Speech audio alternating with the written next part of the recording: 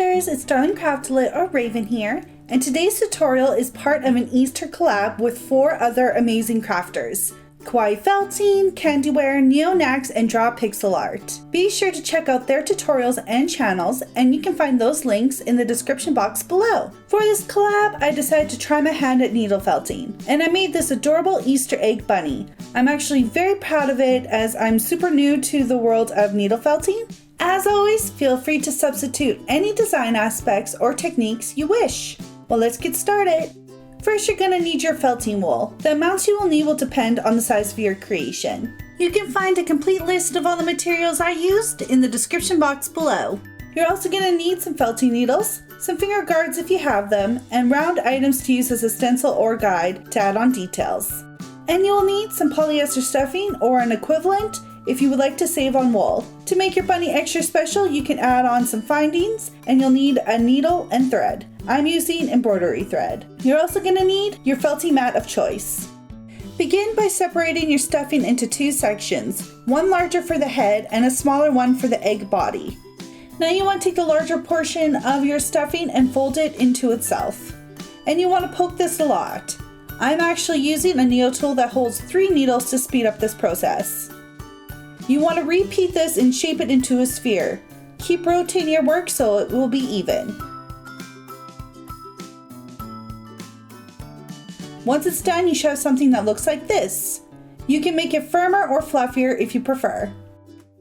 For the body, you want to repeat the same process, but this time create more of a cylinder shape. These are the 2 pieces in comparison. Now for the bunny head, separate some white wool with your fingers. Gently wrap this and cover the entire round stuffing ball. Now go ahead and poke it all the way around until you get the desired firmness and the surface is nice and even. This is what mine looks like. For the body, I laid the wool over the cylinder of stuffing, leaving a tail at one end. Go ahead and poke it all over the same as the head, but you want to do a little bit more poking around the top where the tail is to create an egg shape. It should look something like this. For the ears, you want to take 2 equal amounts of wool. Roll it in half, again leaving a tail, and begin poking everywhere.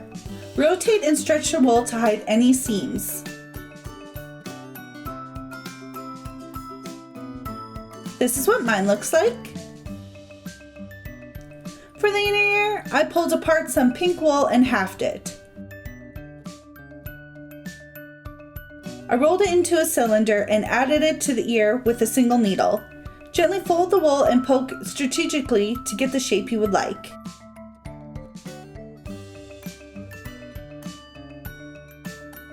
This is what I got. To attach the strap, I threaded from the bottom of the bunny's head to the top. Then I added the strap and sewed it over one more time. Then I pulled it all the way back through to the bottom. Then I started to stitch through the bottom, but then pulled my needle through the loop. I cut the end of my thread, split it in 2, and tied a knot.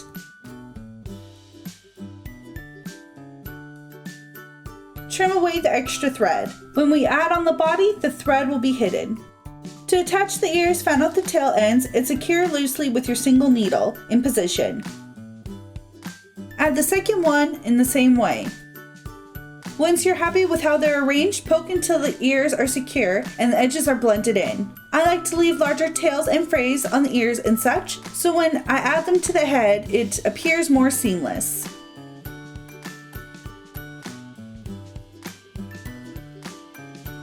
For the tail, I rolled up some more wool into a round shape, again leaving a section of loose wool. I began with my 3 needle tool, then changed over to my single one. Again, folding and stretching the ends to hide any seams. This is what that looks like. To attach the tail, again fan out all the loose wool and poke it into place. I went for a larger tail to decorate it, but you can make a smaller one if you prefer.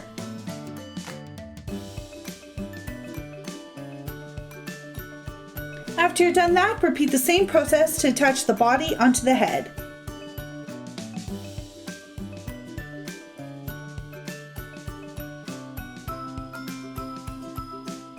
This is what mine looks like. For the cheeks, you want to take a small amount of pink wool wisps. Place your circle cutter or stencil where you would like it. I'm using one from my clay cutter set. Gently poke the wool inside all around. Once it's all lightly in place, remove the cutter and clean up and flatten the wool out. For the eyes, I used part of a pen and some dark pink wool. And I cleaned up the edges until I was happy with the overall look.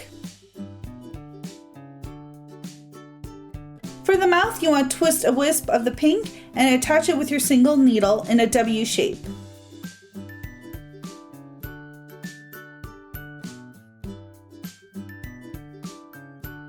I also wrapped the wool back over itself until I used it all up, and the mouth had crisp edges and the wool was secure. This is what mine looks like. Use these techniques to decorate the egg body however you wish.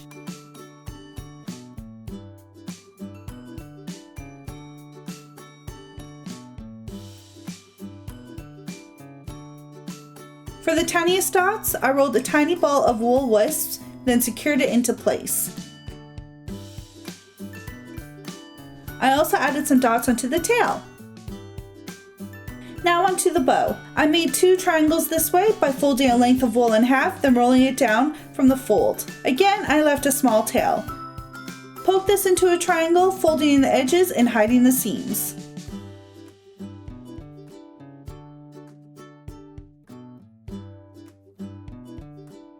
Now I added a line of yellow around the neck of the bunny. Then you want to attach 2 triangles for the sides of the bow.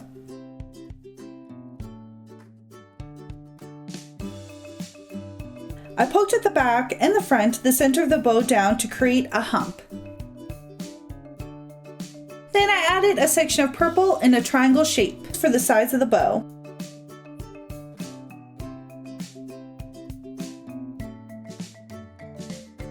And also an oval pink for the center of the bow. Go ahead and do any poking and smoothing needed. Then you can also trim away any unruly frays with your scissors. Then you're done. This is how my Easter egg bunny came out, and I'm super happy with it. This is only my second or third creation since I started needle felting, so I'm still learning. So I think I did pretty good. I learned a lot from watching other needle felting crafters here on YouTube. To earn 2 additional entries into my giveaway, make sure you entered on the original video and answer this question. What should I needle felt next? Let me know in the comments. Thank you all so much for watching. If you like this video, please give it a thumbs up. Remember to check out all the other Easter collab videos done by some amazing crafters here on YouTube, and you can find those links in the description box below. I would love it if you followed me on all my social media, and my accounts are listed on the screen. Don't forget to subscribe to my channel for more crafty goodness, and I'll see you all soon. Bye! Hey there, for information and the link to my giveaway, read the description box below. If you missed this, you can check it out by following the link in the description or by clicking the screen.